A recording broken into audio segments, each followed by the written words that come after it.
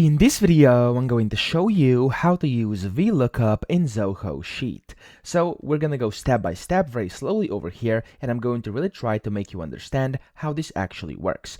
Now, you will be using this likely inside a table which has a lot of different data, and you want to search something up. So let me explain what I mean. Now, over here, for example, I have a very simple table for this explanation, and in the first row over here, or in the first column, I have names. Okay, so there's a bunch of different names, and then there's ages. Now, how this VLOOKUP actually works is that you actually, let's say you know a name, so for example Aaron, and you would like to know the age of that person without having to manually scroll. Now this will do exactly that, so we can specify, for example, you want to know the age for Aaron, and it's going to tell you the age of that specific person right away. So this is how it looks like if I really quickly show you this. So as you can see, VLOOKUP, and then we have just some random things here, and I'm going to show you how this works. Now, the first thing you have to do here is you want to do, of course, select a cell where you want the VLOOKUP to occur. So I'm going to do over here, and then you want to type in equals VLOOKUP like this, and then you want to do brackets, there we go, and then it's going to say lookup value. So the first thing you have to do here is basically just specify what you're looking for. So for example, if I had a big table here and it had names, ages, and it had like different, let's say just like net worth, stuff like that. Now, of course, you could look up whatever you wanted. You could go by age, and then you could look for the name. You could go by net worth, look for age or name, whatever.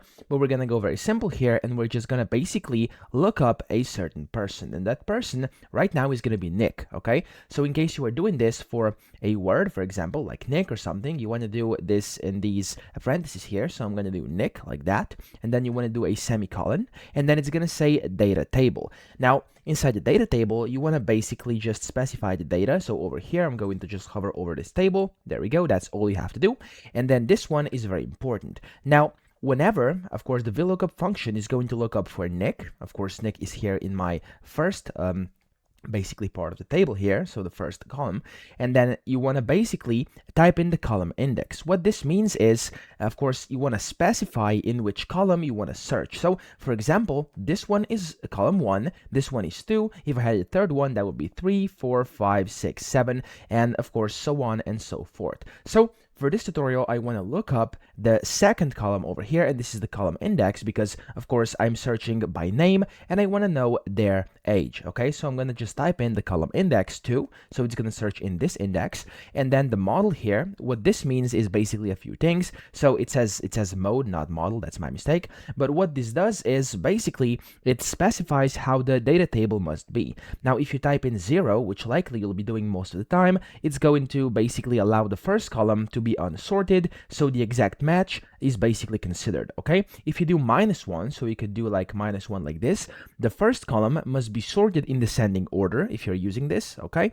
And then you could also use, I think there's 2, so if I go like this, and then you could use, yes, you could use 1 over here. So the first column must be sorted in ascending order, that's what that means. And if you use 2 over here, the first column can be unsorted, and then only the exact match is considered. So I was reading this from their official website. Most of the time, if you want the exact match, I would just recommend you do 0 over here, close the brackets, press enter, and there we go. As you can see, it's going to find the age of Nick, which is 67. So let's now do another example here.